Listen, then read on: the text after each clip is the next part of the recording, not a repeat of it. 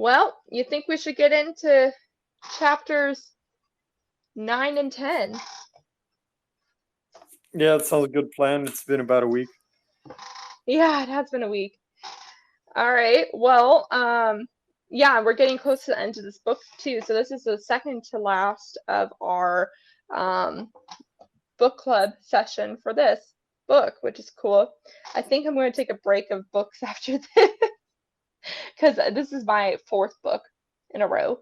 So I think I'm going to need a moment after this. Um, yeah, but anyways, okay, so chapter 9 is called Adapting to a Warmer World. And honestly, a lot of it has to do with agriculture. It's a big topic of this section, wouldn't you say? Oh yeah, I think the bulk of this chapter was centered on agriculture. Yeah, yeah. Agriculture and adaptation, I guess, would be the second one. So let's see. He starts by telling a personal story about him visiting a family in Kenya and talking about their story and stuff. Read the book is all I'm going to say. I'm not going to provide any spoilers for the story. It's a good story. It's a good story. Um, but I mean, are there any parts of the story up until page? Let's see. The first thing I highlighted was on page 163. Yeah, I mean, I don't have anything off the story, no. Yeah. Okay, so on page 163, one of the things that I found interesting that he said was as people rise up the income ladder, they do more things that cause emissions. This is why we need innovation so poor people can improve their lives without making climate change even worse. And that's a big gist of why developed countries need to really spur innovation and then provide it for developing countries so that they can skip the polluting steps that we hit while not stunting their growth. Yeah.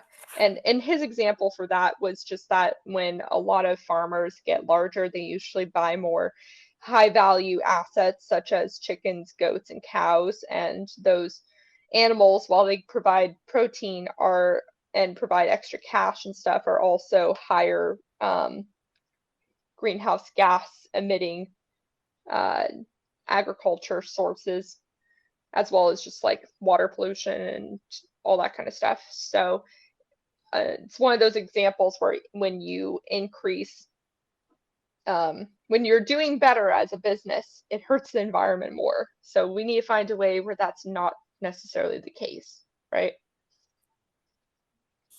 I mean, I would think initially you are hurting the environment more, depending on your best practices.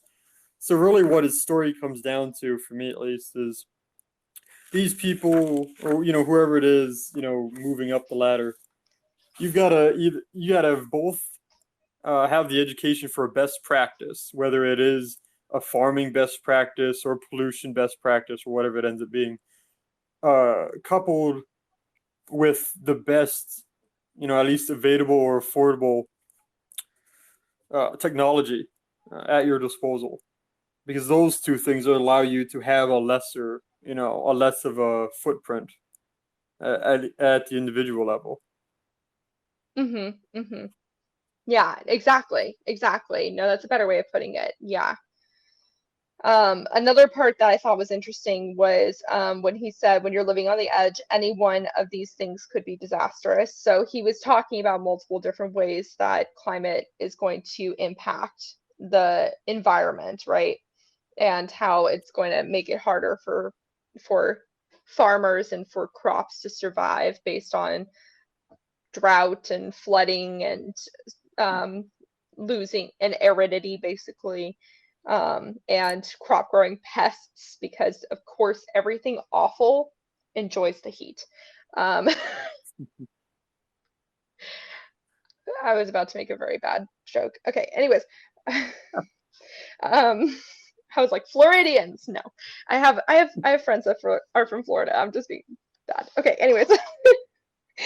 um, and And so when you are already living on the edge of poverty, anything like any of those issues, just it gets so much worse, if you're just living on the edge, because no you have no backup plan, you know? As he said, like if your crops die off and you don't have the money to buy seeds, you're wiped out. There's nothing you can do. So that's why it's even more detrimental, for poorer people when these climate impacts strike. They have no fallback. Yeah, they get the short end of the stick for the most part because they have the least amount of resources to adapt at any level. Yeah, exactly. So, and a statistic that I found interesting is today a child born in Chad is 50 times more likely to die before her fifth birthday than a child born in Finland. We've got a lot of work to do when it comes to poverty. Um, yeah, but at the same time, as he'll say later on, I don't know where exactly it was, but he did say that our amount of poverty has drastically dropped around the world since the 1990s. So that's good. Yeah, you can see that usually on what is it called? Our World in Data is one Yes. site, and humanprogress.org is the other one that both show that metric. Hmm. Yeah, exactly. So, can you hear me? Sorry. I'm Yes, I doing the can. Yeah. Okay, cool. So yeah, so that's just another reason why we really got to move on it for developing countries to be able to catch up in a way that is both mitigating climate impacts in their development, but also um, preparing for all the adaptation that needs to happen. Which he says later on also when when rich countries tell developing countries to move to renewable energy, sometimes they'll use their money from things like vaccines to aiding in like electrical car production. And he's like, no, no, no, no, no, this is not what I'm saying. I'm not saying that you should undo the progress of uh of like disease prevention and stuff like that, because developing countries make so little of an impact that it wouldn't be as advantageous for them to use that money somewhere else. And they should instead just get more money from other countries to help them with the transition process, right? Yeah, I mean that's the balancing act when it comes to the international help of countries. Yeah, yeah. So, yeah. Had you heard of CGIAR before? You mean cigar? Sig I mean that's how it's pronounced. Sigiar. Sigiar. Yeah, cigar. That's unfortunate. Yeah. Yeah, I think he mentions that in one of the chapters. Like, oh, it's unfortunate their acronym is that way. But Yeah, no, I yeah. hadn't heard it, I hadn't heard of them, but I know of the work they do just because they deal in biotech and GMO stuff. They're just one of those companies that Yes. go in and help poor farmers, which is really one of those best practices that they Yes. facilitate with. Yeah, exactly. I think it's interesting how during this whole part, he avoids using the term GMO. He avoids using it because he knows it's a hot button topic to say GMO outright. But that is what they do, you know, is they create more high yielding disease resistant crops, which is technically GMO. Well, it is GMO. Um, but it by him not using the high token, high button word, high um, stress word, he's hopefully getting through to a lot more people on why it is important to invest in GMOs and that kind of thing, because it really is necessary if we're going to sustain crops for the future where it's a warmer world. Yeah, I mean, I think the GMO thing is not using the phrase is just a just a choice really. Because anybody who I gets a little unnerved about it just doesn't want to understand the science between GMOs and biotechnology. You Hmm. know, but yeah, he talks about it and talks about some crops that are some new advancements outside of what used to be. The big one you used to hear was the golden rice, that had, I think it was vitamin A or something in it. That was the big one that got all the news. But now he was It talking about was? the flooded, yeah. And then now he's talking about the flooded rice, which is a real good one. Yeah, the scuba rice. Yeah. Yeah. So, I mean, it's especially like the rice part is a cool example. You know, you have some rice, um, what would they be called? Are they breeds, rice variations, that are more tolerant of drought, and others are more tolerant of being flooded, you know, which makes Yeah. sense. I think it's a lot more sustainable to do that than to just grow crops in an area they were not designed to grow in, right?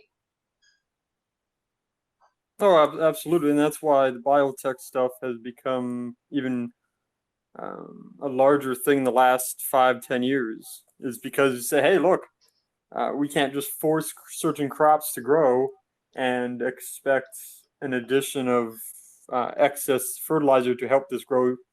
So let's put in these selective types, and they're basically homemade for this environment. It just solves a lot of problems. Exactly, exactly. Another aspect of cigar that I thought was really interesting. Gosh, I hate that acronym. But one of another parts that they focus on is doing things like creating smartphone apps that allow farmers to use the camera on their phones to identify specific pests and disease attacking um, car cassava, which is a cash crop in Africa, as an example. And also creating programs using drones and ground sensors to help farmers determine how much water and fertilizer their crops need. Like those are some really cool high techy sounding uh, projects that they're working on to help farmers better understand their crops and what they need. Yeah, I mean, ultimately, that's what's going to happen, and it's grown in those countries for sure. Helping these farmers, and hey, look, you might not have the always the money to do these things, but we can come in and give you the best opportunity to do this long term. And Hmm. that's really a more sustainable way to have these farmers do it, because you pop in there, you give money, and you don't send anybody in there for any amount of time. Those practices go out the door after a couple of years. It's better to give them the tools, like the phone, and the data from something like a drone. Yeah, exactly. I mean, it's just it makes sense. That's farming of the future for you. But as he said, we need to provide a lot more research to that kind of stuff so that they are available not just in developed countries, but also in developing countries so that everybody's on equal footing. Yeah, yeah, I think you'll see it continually. If it shows results, people will want it, is what it comes down to. Right, right. Well, the statistic he put here on page 168 is every dollar invested in cigars research generates about $6 in benefits, which is a pretty good turnaround. Yeah, it is. Yeah. Yeah.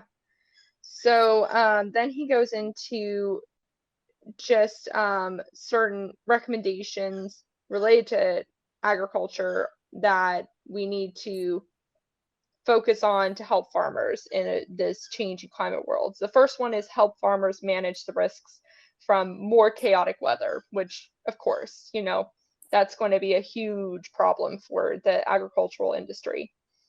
The second one, which I thought was really interesting, is focus on the most vulnerable people, and he specifically talks about women.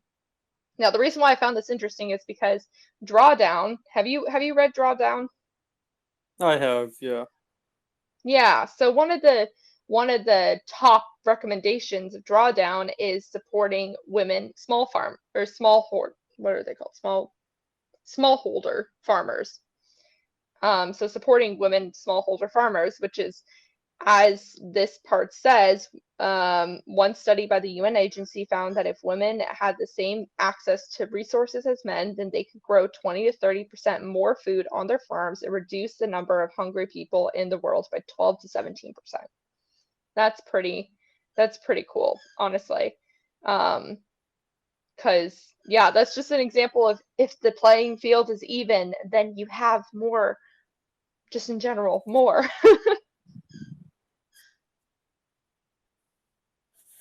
So Yeah, I mean, it makes sense. there's a good intersection between um, women's rights and environmentalism.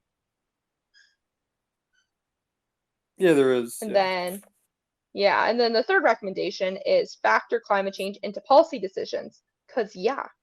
So he says currently a tiny sliver of the 500 billion dollars that the government spends on agriculture between 2014 and 2016 was directed at activities that will soften the blow of climate change for the poor. But very little money is funneled into helping farmers adapt. Wait, did I read that right? I did read it, maybe. Only a tiny sliver of that money was given to help the poorer farmers adapt to climate change. There needs to be more money channeled into adaptation. I'm wondering what their main use of that money was for then. Is it just for agriculture things in general?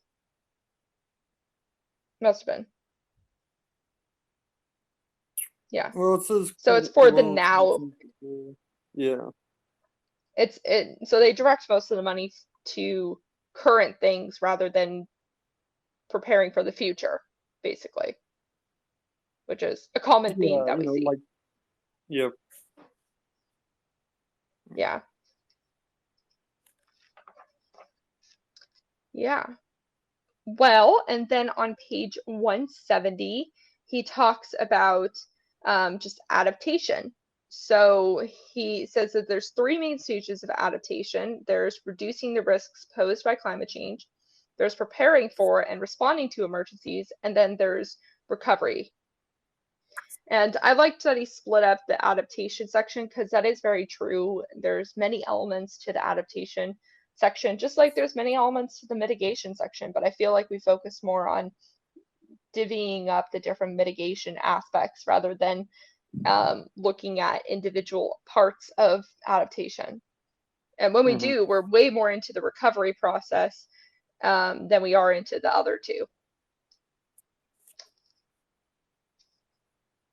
Like we're not very good at reducing the risks or preparing for the risks, but we're very good at recovering, well, semi good at recovering. We're very focused at the recovering side. Yeah. Well, we're not as individuals and many times as groups. We're not good at risk assessment by ourselves. So that's part, that's part of it. That's not something, that's something that can change, but it is part of, how we look at the problem and say, we don't need to do this just now. Yeah, exactly. That's why a lot Which of things are focused on recovery. Because it's just easier to, I guess, understand. And when you're in it, you're like, oh yeah, I've got to recover. There's no question about it. right. Well, that brings him to an or brings us to another point that he mentioned just on the next page, which is that city planners need the latest data on climate risks and projections from computer modeling to predict the impacts of climate change. And right now, a lot of them don't have access to that information. So there's just kind of a lack of easy access to data so that they can make better informed decisions. Oh, I mean, yeah, that's true. Any type of knowledge does help the urban planning or any type of city planning. I know when Yeah. I was looking at, I was reading some articles. You don't even need like a climate model. A lot of cities now, when they do build outs for, new buildings or new parts of town or green spaces or whatever it ends up being, they can use uh, GIS systems, and you can do various types of modeling in those to show the effects over time for your water drainage, or for your erosion areas, or or just for for things like hydrological modeling to show you the potential of that Yeah, environment if you intend to build something or get rid of something in that area. So more cities are taking exactly. advantage of that because it does give them the data, and it's a very in the scheme of things, it's a cheap um, solution in terms of predicting what you should have and what you need. Yeah, exactly. I mean, once you have collected the data, usually it can result in it being open sourced, and that's kind of it's a good cheap tool for planners to Yeah, use. I just feel like right now there still needs to be more available data. There's just not. yeah. I mean, most of that data ends up being either collected or it's you have to just download it from a federal or state database, and that's just one of those things. But the great thing about having those data sets and having them in that format for those maps is that you can post them, to the public, and the public can interact and see what's going on. So it gives the community a better understanding and foothold to what's going on in their cities. Yeah, that's another thing is I think there just needs to be also more community engagement because no one knows cities better than the people living in them, right? So if there was more just conversations between city planners and city residents, I think that would also be really beneficial. Because I mean, I'm sure many places do that, but definitely not enough do that. Yeah. Well, it's one thing to have a casual conversation or like look at the maps, the interactive maps of what's going to happen and what is the potential for this area versus going to one of those city meetings and try to figure out what they're talking about and having a conversation. Well, I don't that's know if why it you've ever needs to been be to an a city organized. council meeting. No, but It's not the easiest time to have a good conversation.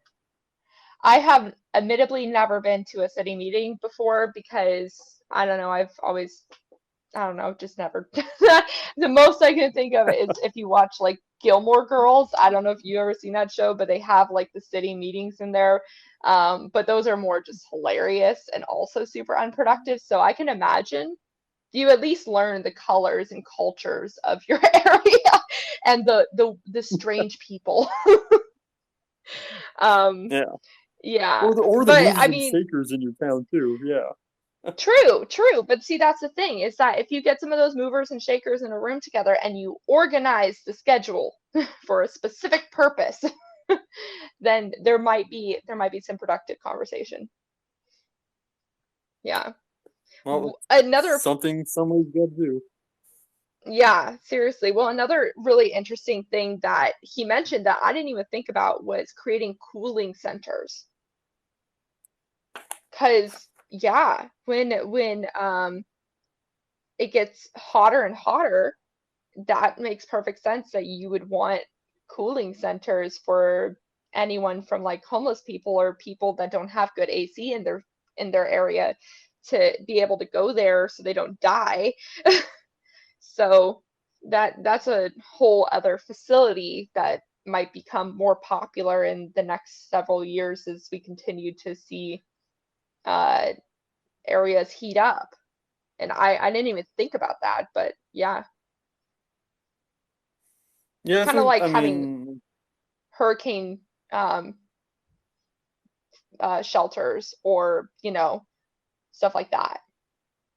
yeah, I think currently, I don't know how many dedicated buildings there are for cooling centers, but I know I've seen cities where they just retrofit a building for a cooling center, when it's anything above 90 or 95 out. Hmm. Yeah, I think right now people just like go to a library, you know, go to a church, any place that might have good AC, Yeah. that's where they will be. Yeah. Um, he also recommends that we should shore up our natural defenses. So then he starts talking about things such as how forests and watersheds, by preserving them, can save 89 or sorry, $890 million a year um, for water utilities for the largest cities, which I didn't know that they would save that much, but it honestly does make sense. You know, if you preserve your natural watershed, then you're going to have better water systems. That would make sense. And Oh he really yeah. likes that. Yeah. What were you gonna say? No, no, I was just gonna go along the same lines. Yeah, and then the other one is mangroves, um, which, if anyone listening doesn't know what a mangrove is, it's a bunch of short trees that grow along the coastline.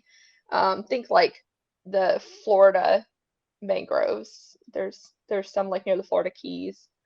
Um, and they can help the world avoid some $80 billion a year of losses from flooding and save billions of dollars more in other ways. And that's the same kind of thing as coral reefs. You know, it's those natural coastal barriers that can be so much more um, functional than manufactured ones, right? So we need to preserve the ones we have, and also it's way cheaper than building a artificial one as well.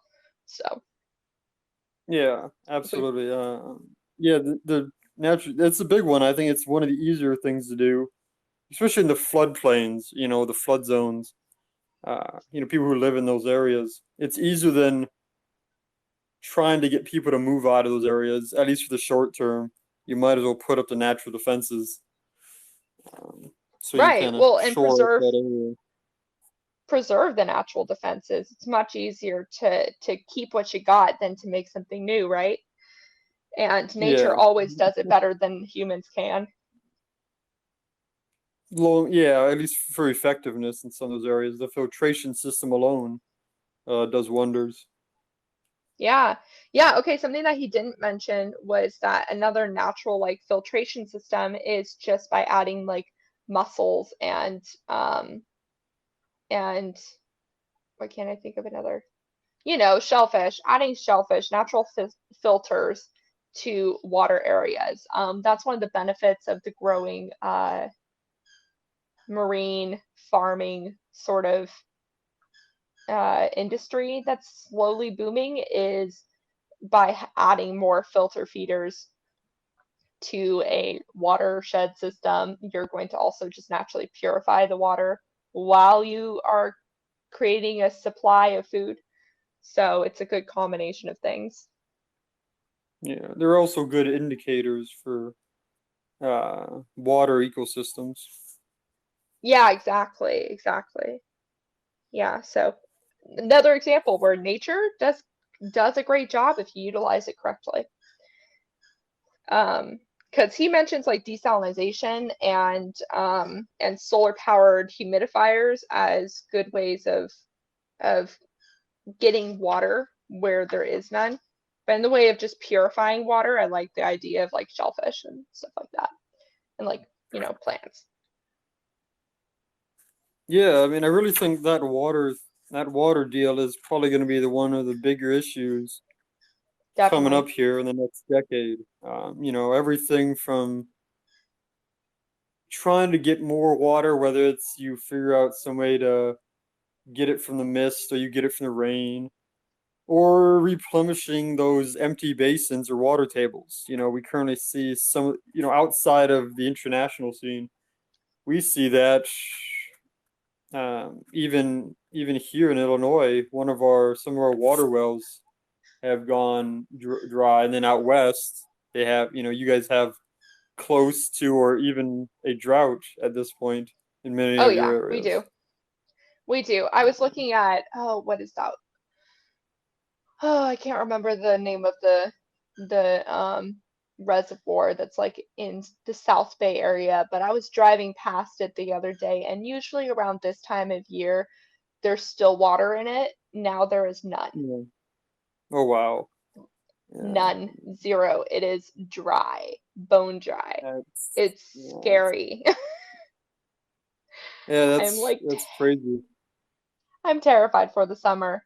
It's almost summer too. It's coming close. LA's already got a wildfire. Yeah, it's June already. Yeah. Uh, Yeah. I'm There's gonna have to stressed. be some new policy for sure, on water. It'll be the next big Yeah. thing people fight over. Yes, exactly. Well, okay, so I was going to say the next thing that I highlighted, but let me skip over to 175 because I like how he put this. You can measure the benefits in long term, or in terms of bad things that don't happen, such as civil wars that don't break out over water rights, farmers who don't get wiped out by a drought or flood, cities that don't get destroyed by hurricanes, waves of people who don't become climate refugees, or you can measure it in terms of good things, like children who grow up with the nutrients they need, families who escape poverty and join a global middle class, businesses in cities and countries that thrive even when the climate gets hotter. I like how he put that because it's true. Like, if you want to be like nihilistic and stuff, but like get proven wrong, then you can go with the first half and be like, these all things are things that you can avoid. Or you can go with these are all the things that you will gain, you know? But Yeah, yeah, coming I'm from either perspective, should push us in the right direction. yeah, but with the water wars, that's the first one that you mentioned that won't happen if we do things correctly. Yeah, I mean we're already seeing that. We've already seen that a lot in the Middle East. A lot of the wars that are experienced in the Middle East, they can be um, brought back to many things, but one is lack of water access and fighting over wells. So, yeah. And he also says people pay the costs of adaptation upfront, but its economic benefits may not come till years down the road, which is why it can be so difficult for us to focus on prevent that's not a word. Preventation, that's not a word. Preventing things and like acting before something happens rather than acting after it happens. Because when you do stuff before it happens, then you're not necessarily going to see the economic benefits first at hand, which is one of the reasons why it could be so tricky to adapt, which is also one of the reasons why, honestly, the government needs to help encourage it because there might not be any economic incentives to do so otherwise. I think for depending on what perspective you come from, you can go with that. But I think for a lot of people, because many people think in the short term, about certain practices, but ultimately, Mm-hmm. if the practice pays off even in the short term, you tend to keep it. Like even if there's like an indirect benefit for a long-term investment, you are more willing to keep it, even if it is, say 5 or 10, 5 years out or something.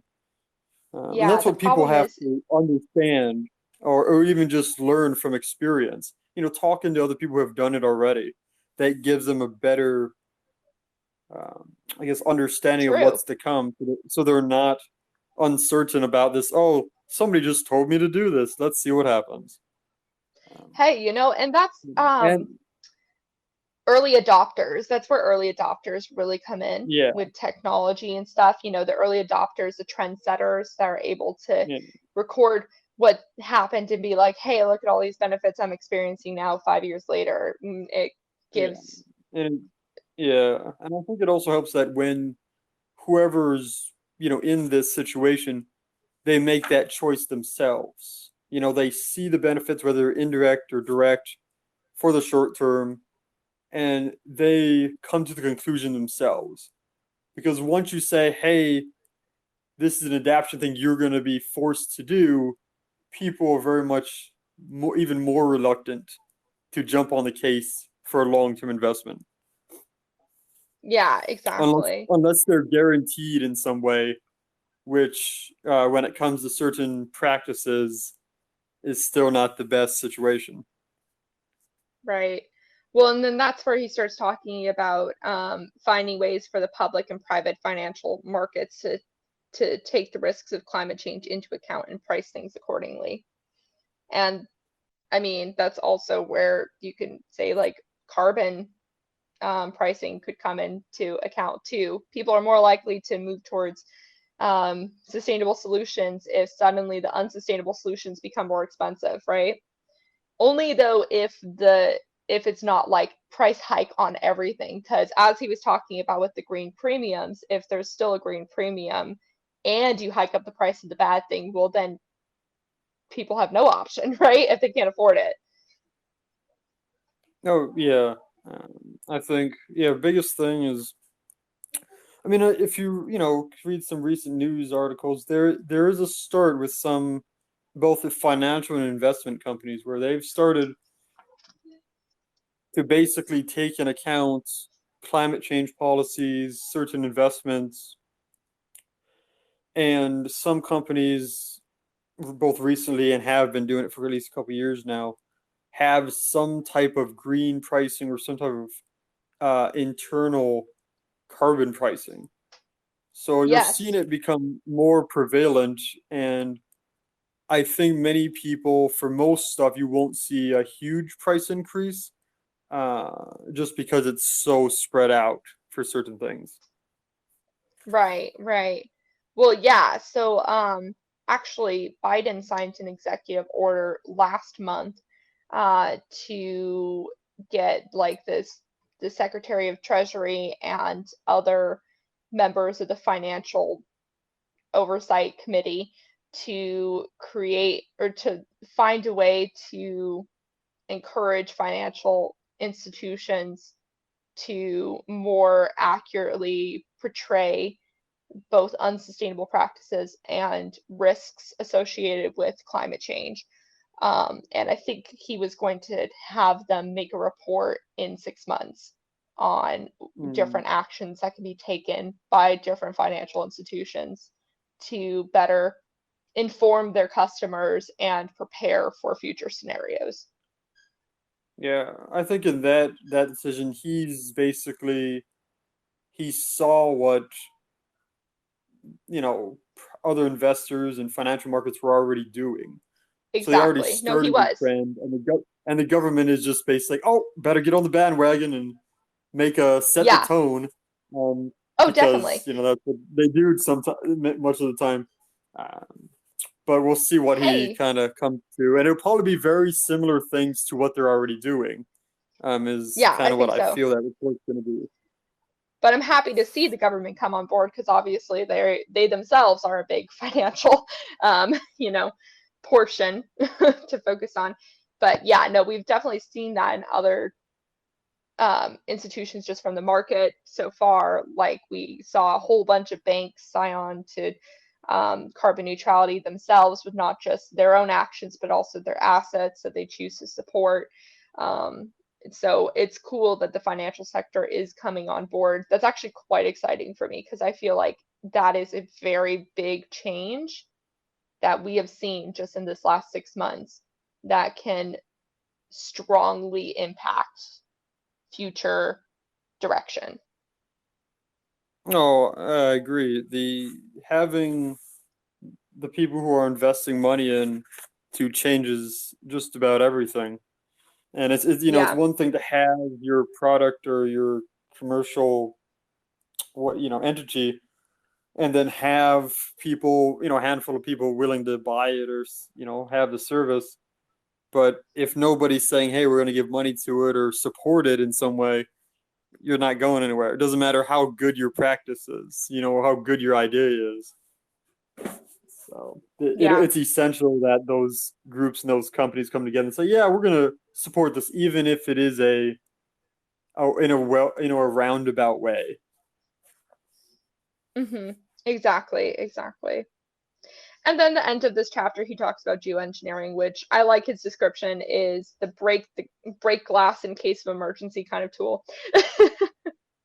That's pretty accurate on where it is. That's where I stand on it. I don't think we're ready yet to worry about geoengineering. It's good that there's some research going into it, but I really don't want to continue our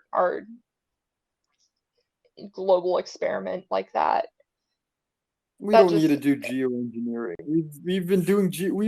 We've tried to do geoengineering exactly. experiments since like the Cold War, and Yeah. it really hasn't become anything effective. The simplest one is the rain. You can see the clouds in rain. Well, that's great, Hmm. but it's not, I don't know, the effectiveness is just not there. The consistency is just not there. And also the global cooperation is not there. Imagine trying to get all countries to agree to brighten clouds. I just don't see it happening. And that's also something that he mentions, which is whatever technological problems these ideas might face are nothing compared with the political hurdles they'll definitely face, right? So, yeah, so we're just going to slide right past that section. Um, and go on to chapter 10 because we're already at 5:43. We're so good at talking. Okay, chapter 10, Why Government Policies Matter. And this is coming from Mr. Microsoft, who really hates government intervention, as many tech guys do. So, uh, the first, he starts by talking about the clean air, right? He talks about air pollution as a good example of what government policies can do. And I want to read this one section on page 180 where he says, the U.S. Clean Air Act did what it was supposed to do, get poisonous gas out of the air, and since 1990, the levels of nitrogen dioxide in American emissions has dropped by 56%, carbon monoxide has dropped by 77%, and sulfur dioxide by 88%. Lead has nearly vanished from American emissions, but not from lead pipes, but that's a different story. Um, while we still have work to do, we accomplished all this, even as our economy and population grew.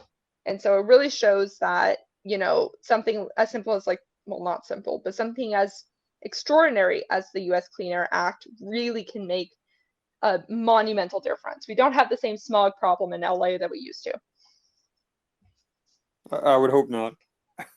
Yeah, thankfully, no. But China still has that problem. But in 2014, apparently they launched several programs in response to that to help curb it, and Beijing was reporting a 35% decline, which is good. They still need to work on it. Yeah. Yeah, I remember there were news reports out um, back then. It's not really back then, a couple years ago. So where it said China based down factories just so emissions around the town, and you could see the fog would just out all the sites when you're walking Hmm. around. Yeah, that's crazy. And also, I feel like people are appreciating clean air more with COVID, because as transportation has stalled in a lot of areas, such as India and parts of China, people are for the first time able to see what the air looks like clean, and they're kind of like, hey, I like this. I don't. Yeah, it's crazy to think about. But I've never lived in an area where the emissions are ever that thick or that pollution is ever that thick. Me neither. Me neither. I just can't imagine. I mean, that would just make me feel gross all the time, to be honest, because it would just Yeah, be like, you don't want to do anything in that type of situation. exactly. It's like extreme heat. You don't want to do anything in that situation either. You're just like, just Yeah, put me out of my misery. gonna stay inside all day. But Exactly. half the time they, With the but AC, half the which time they helps. they can't. Yeah. Yeah, no. I obviously, this is all assuming you have a choice, which many of them don't. Um, Nope. boy, that one picture with the police officer holding a flare during smog just sounds like it just looks like the whole world's about to explode with with a flare in smog. It just sounds awful. Um, Yeah.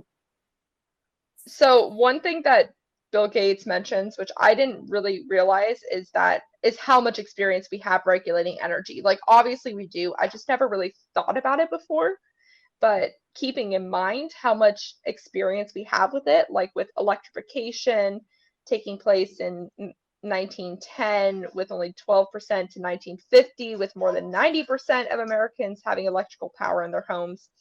Like we clearly have a lot of experience moving rapidly with electric changes, which is makes it even more ironic how much we're pushing back on this transition because it's not like we've never transitioned our energy sector before.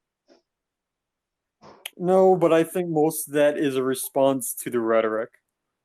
I think when once people, and we're not talking about agriculture, but once people understand the alternatives, the actual ideas put in place, and what the benefits are, people are more likely to want it. But if you just keep with the rhetoric, yeah, people are gonna turn you away like no other when it I comes to don't some even of these things.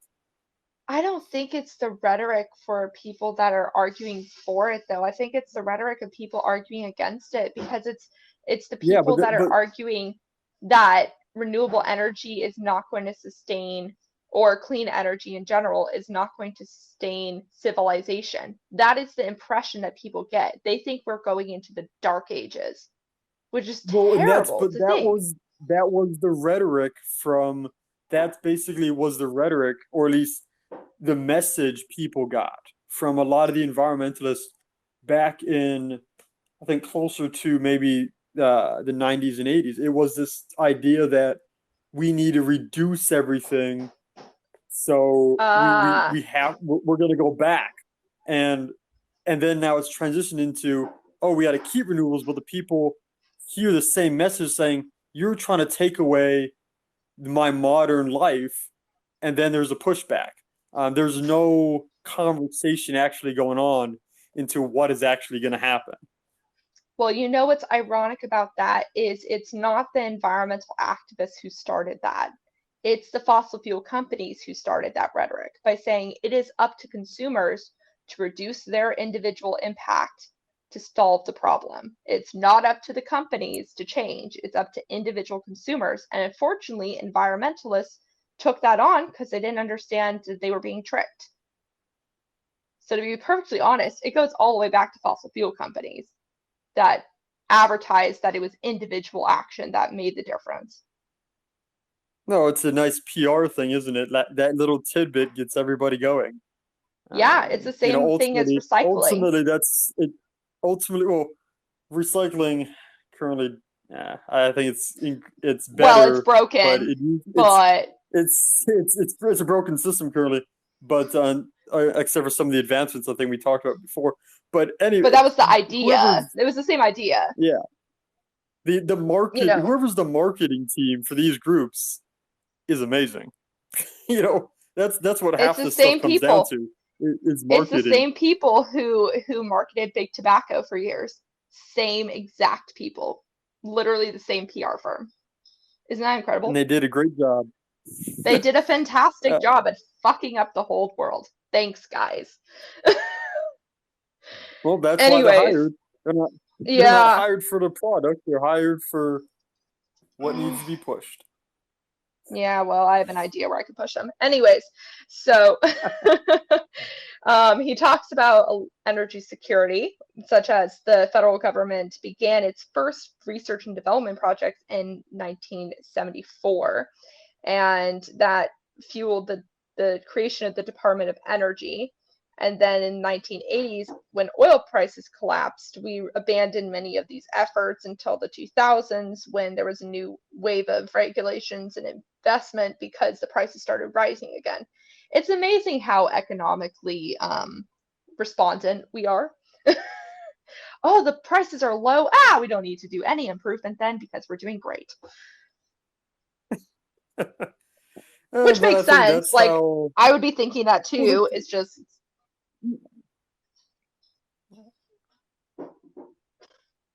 Yeah, I think most people, I get there's always people who think otherwise, but a lot of people are basically grow up and they, I guess one of the standards that you run your life on is the economics, you know? Yeah.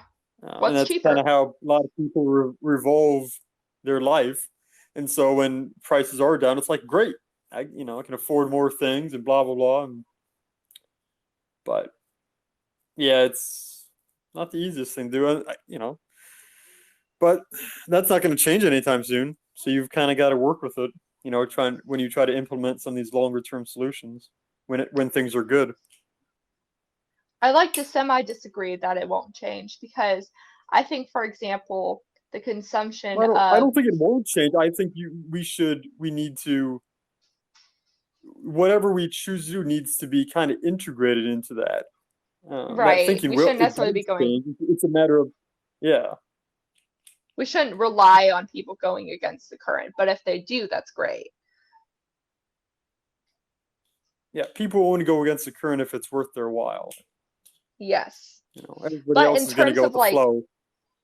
in terms of like long-term thinking, another example is the is purchasing more sustainably in the form of purchasing items that will last longer, and so you won't need as many items versus purchasing a bunch of single-use items because it's convenient and it seems cheaper for the short term, right? Because the initial purchase of Mhm. one cheap item versus one long-term item is going to be a lot less. But when you add up the amount of single-use items that you use instead of purchasing the one reusable item, then it doesn't make as much financial sense as it initially seemed, right? Yeah, well, I think that kind of goes back to what we were talking about earlier is the people who are on, I guess, the lower end of the pay scale just tend to, there's less resources and it's not as Mm-hmm. easy to think of that long-term investment. Yeah. I think most people don't think long-term investment unless you are in that mindset you've learned, you've grown, not some people have grown up that way, but many people end up learning about long-term investments, whether it's financially or whether it's in their house or whatever they buy. And it's just easier to do when you have that flexibility. Yeah. But most I think people, you know, we need to teach it more. oh, I think so too. I think it's one of those classes that is no longer taught at the high school level. At the high Yeah, school level, used to teach, um, all the financial stuff, um, home economic type stuff. I think that's still available in some high schools, and some other everyday skill classes. And now I exactly. think there are options in some schools, the select schools, but they used to be requirements, and that's what we Mm-hmm. got to bring back. I think a lot more people would be potentially in a better situation, you know, if that was the case. The little joke or what it's like. What do you learn in high school? The mitochondria is a powerhouse of the cell. Great. Well, Right. that's not going to help you with taxes. It's that type of deal. It's like Exactly. I need to learn how to do this, so how do I get a loan? Or versus, oh yeah, RVGB. If it's like great. Um, yeah, certain things are not taught as they should be. And if you need to, you have to look at other sources, other resources within the school, outside the school, or you have to search for that elective, which I don't think is as taught anymore. Yeah, exactly. Like my brother right now is just taking a finances class in school for fun because he never learned it in high school. And I honestly think maybe I should take one too because I don't know next to nothing about like the stock market and stuff. So I think that would be useful. But anyways, okay, Yeah, we're I getting off mean, track. Let's we go are. back to we are, but it kind of pulls in with the research and development side. Actually, nope, I don't see a parallel there. I'm sorry, never mind. But the research and development side, which is where government can really play a role in helping us transition by mm, um, there's three main things he said. One was government officials can write rules regarding how much carbon power plants, cars, and factories are allowed to emit. They can adopt regulations that shape financial markets and clarify the risks of climate change to the private and public sectors. And what he considers most important, probably, honestly, which I kind of agree with, is they can be the main investors in scientific research and write the rules that determine how quickly new products can get it to the market. And that's really important because there's many cases where it's not financially reasonable to try out it developing a new technology if you are just already in the private sector. Where are you going to get the money to do that? But from the government, you know? So, and that also allows, which I think he says later, that sometimes things might fail. You know, the money it might be a bust. And in the private sector, that would be detrimental. But if you get money from the government, I mean, the government would lose the money, but it wouldn't be as much of a loss, right? So Maybe that's not for a the government, maybe for the people who supported it in government, but that's about it. well, yeah. Yeah, but you know, like one of the things also is we need to get better at accepting that not everything works perfectly the first time. Um, he also says for government that they can help fix some problems that the market isn't up to dealing with, such as the hidden cost of carbon emitting products imposed on the environment and on humans. And he also talks about the state and local governments, which include regulating electricity markets and setting up standards for electricity use in buildings, planning massive construction projects, and buying things like police cars and fire engines and school lunches and light bulbs. So there's rules for both the national government level and also the state and local government levels. Yeah. Um, we see a lot of progress out of the national labs, that's for sure. And there's some good stuff coming Yes, out of those. But ultimately, when it comes to changing stuff, I really think it really is at the state and local level because it's just easier for people to accept it that way and have a better understanding what's going on. absolutely. And every place is different, so it's really hard to put a huge band-aid on everything in the country. I mean, the US is kind of huge. So, Yeah, I think yeah. people tend to forget about that thing too. Yeah. Yeah. Yeah. Um yeah, and back to the idea of what was it that the national government can help fix problems like the hidden cost of carbon emitting products. What he says then in page 184 is that a dirty electron will run your lights as well as a clean one as a result without some policy intervention, such as a price on carbon or standards that require a certain volume of zero carbon electrons in the marketplace. There's no guarantee that uh, the company that invests in sending you clean electrons will actually make money. So that's why it's important for there to be some uh, either investment in making cleaner technology more economically uh, appealing, or by using government interventions to kind of manipulate the market to do the right thing. When it comes to electricity, though, you'd almost have to just completely restructure the um, the regulation setup because right now it is just layers of complicated regulation, and nobody knows what's going on. So I think when it comes to stuff like figuring out the standards and stuff, it's going to have to be either very simple or it's going to have to be implemented outside of the current regulations. Right. Well, so that's what he says on the fourth part of, I think it was five parts and no, seven. Wait. Yeah, seven.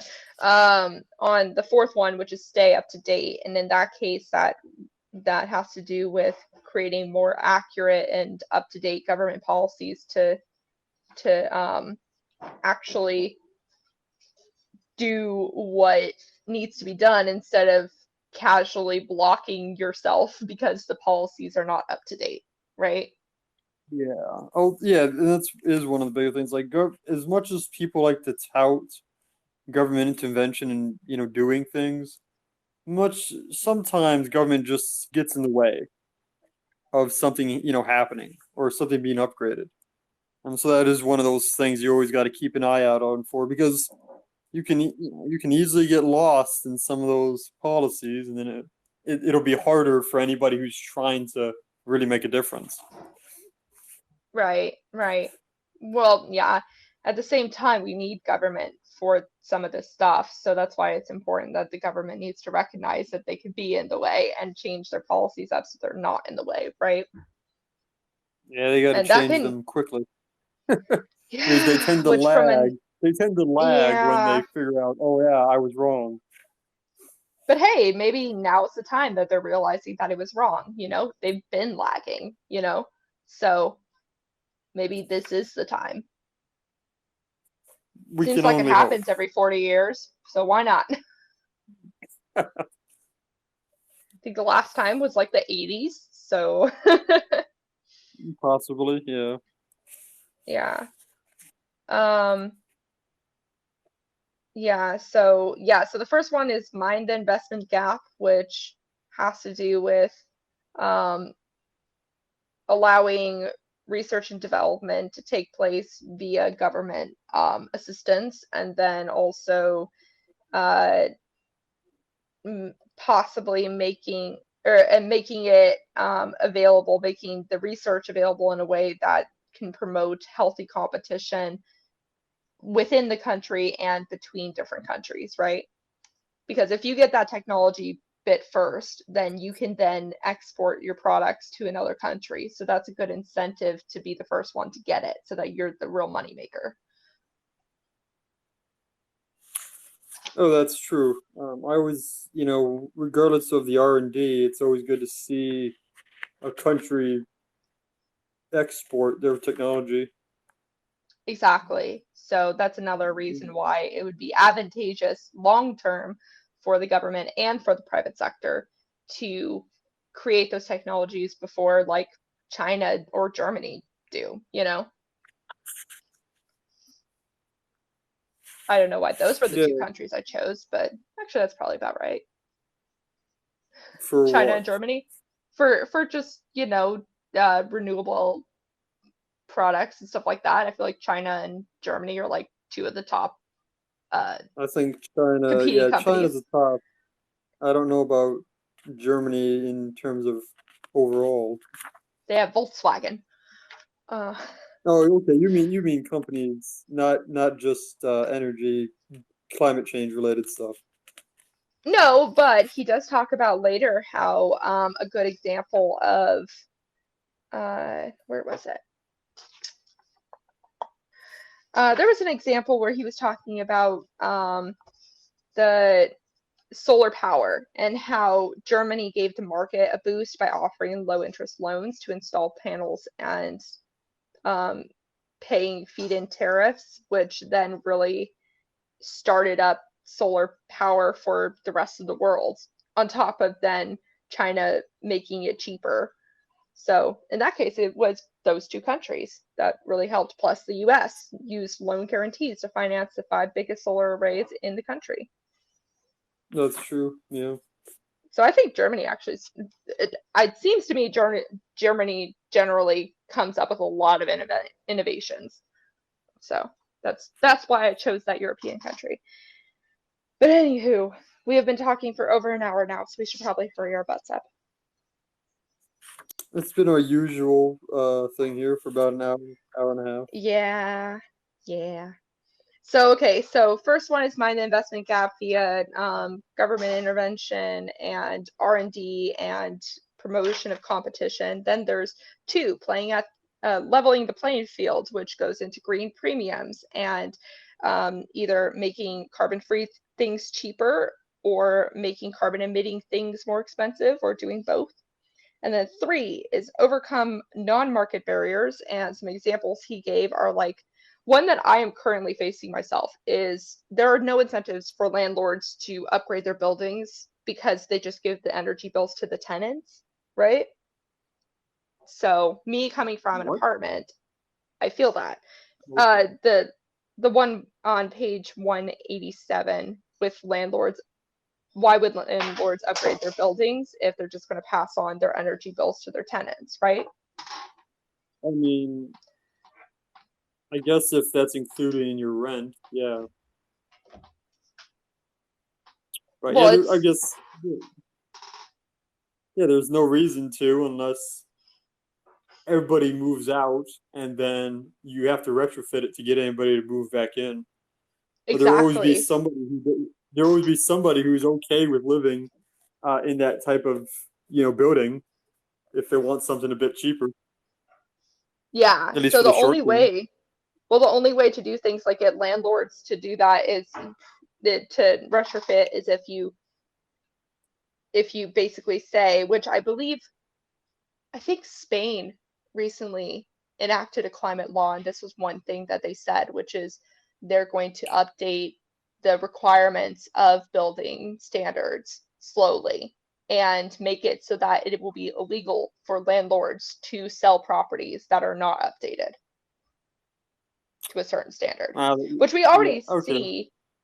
we already see that as the case, right? You can't sell a house to someone or rent a house to someone. I don't know if this is necessarily true, but like lead paint would be an example of, a red flag, right? So that kind of thing, just up the standards more. But that would be a good example of where it really has to be government intervention to do something like that. And usually that would be state and local governments. Yeah. Yeah, the local ordinance would probably be the most effective in that case. Yeah, yeah. And then another example would be what we had talked about earlier, which is the benefits of heating pumps, but a lot of people don't know about it, or there aren't enough qualified dealers or installers for them. So those are some overcoming non-market barriers that he describes that we have to figure out as well. Societal barriers, that's the word. And then the fourth one is staying up to date. And that's what we already talked about with Yep. the composition standards often rule out low emission cement, for example. So low emission cement is actually less likely to reach performance standards, even if it is just as good as regular cement because of weird barriers in the wording of things, Yeah.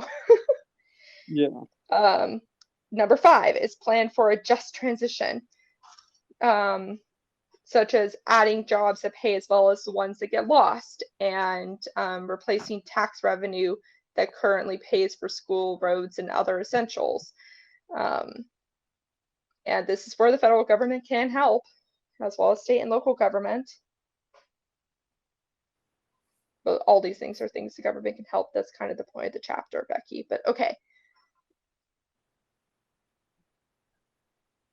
Anything to add so far, Mickey?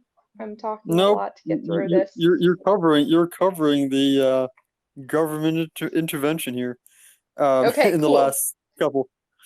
Yeah, so the sixth one is do the hard stuff, such as um, creating or basically R&D incentives again, honestly, for things like electricity storage, clean fuels, cement, steel, fertilizer, all that kind of stuff. And then the seventh one is work on technology, policy, and markets at the same time. So the perk of the national government is helping society multitask if they do it effectively. Yeah, and they don't have a very good track record of that, at least in my view. But I think number 7 is probably the most important beyond the investment gap, probably. Yeah, Because really, yeah. those things, they are connected, no doubt. If you want Hmm. something to run, there has to be a good policy in place, and there have to be people willing to buy it. Um, so that's yeah, that along with the investments is going to drive anything that we intend to do. Right, right. Which is why we need to have those technological breakthroughs while at the same time moving towards the lower hanging fruit of things that already have those technologies developed and ready to go, and preserving ones that already exist, such as nuclear power plants, and encouraging the safer, cheaper um, options of the newer designs. Yeah, Question, I'm glad you Mr. mentioned. Nuclear. I Okay. knew you would like that part. Question, can the old reactors be updated to the extent of being like the new power plants, or is there still a distinction? Like, would it be better to build new ones or to retrofit old ones, basically? Okay. So that has. I'll try to keep it short here. There's a lot more details that run in that. So to keep it simple, most basically all the reactors that currently run here in the US and around the world for the most part are what people call BWR and PWR, which are boiling water reactors and pressure water reactors. And they are a design that's perfectly fine, runs fine, is safe, no doubt about that.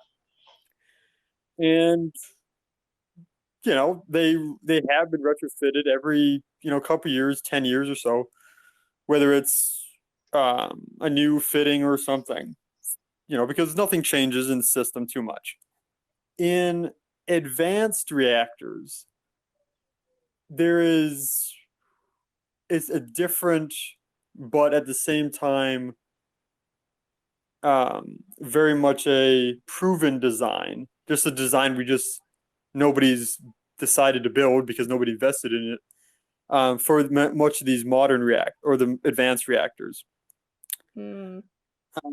But you can't really, if you take one of the current reactors, say a PBR that's in your backyard, you can't switch it over to an advanced reactor because it's built differently.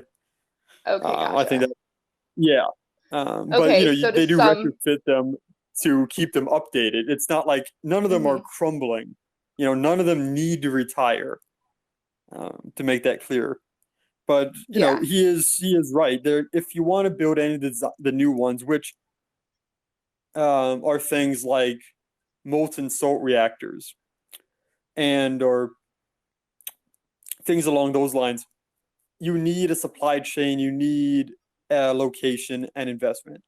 Recently, since we're talking about it, in Wyoming, there's a coal plant retiring, and GE Hitachi and TerraPower, his company, have come together with an agreement to put in a advanced molten salt reactor within the infrastructure of the coal plant that's retiring. Hmm. So using the same space, basically. Yeah, all the infrastructure is there, so you just plug it in and go. Once everything is settled out with the bureaucracy. Gotcha. Okay, well, to that one person listening right now, this will be a future video on the Beckosphere. I can already tell. I think Mickey, you and I, we need to do like an interview video where you basically tell me nuclear things and we talk about the current news, such as the current plants that are being shut down and the current projects that are being produced. I think that would be That's useful, a don't good you? plan. You can get common questions. Ooh, that's I'll a good answer them idea. to the best of my ability. Um, I'm so upset because YouTube has it so that you don't get the discussion section until you hit 1,000 subscribers. And that so is I can't put disappointing. out I can't put out polls or anything like that unless I have a different app to do it on. I'm considering getting a Discord or something to do that because it's just frustrating. I can't get the most recent questions in any reasonable way. A decent amount of my subscribers, they're slightly on the older side and they might not have like Instagram, you know? So Mm. I'm trying to figure out how best to communicate with people about it. But yeah, one that you person listening, if you're interested, subscribe to the Beckosphere because that video will come soon. We'll talk about the latest news, especially in the U.S. About the nuclear reactors that are opening and closing and all that kind of stuff. Yeah. We'll have that video and then whatever else we choose to talk Well, about or yeah. research. One of There'll the be more things. For example, I'm doing the May climate recap. I finished recording that right before this, and so that'll either go up tonight or tomorrow morning. Um, just a whole recap of what happened in climate news for May. And I'm actually going to start doing it weekly now because there's enough news going on. I swear it's tripled in like the last 6 months of how much climate news is covered. It's Oh that yeah, it's that drastic. there's always something. Yeah. There's always I have to something, start but sending you before, articles. please do. Please do. My parents already do, and I'm overwhelmed, but we're going to go. We're going to do it. There's a lot of good newsletters and stuff. That's another thing is I want to start up a Climate Hub website. I'm still trying to figure that out. We'll talk more about that, Mickey, because Yeah, I think I've got a couple ways you can do that I found myself. So oh, okay. All right. All right. We'll talk. We'll talk. But I think this is a good place to finish off our book club session. I think we mostly talked about everything else in the yes, chapter. Yeah. So, all right, cool. Well, next week we will have our last session of the Climate Book Club for this book, and possibly in general. I'm kind of done with the book club session just for a little bit at least. Um, so the last two chapters are A Plan for Getting to Zero, and I believe Climate and COVID is the last chapter. Very timely. yes, So, oh, what each of us can do. So that's more citizen. Oh, and then the last thing, which is not a chapter, is climate change and COVID. So we'll cover all three of those in the last section next week. This time here. Yeah. Cool. All right. Well, thanks for joining me again, Mickey. I'll talk to you soon. yep, no problem. Next week. Yep, next week. All right. Bye.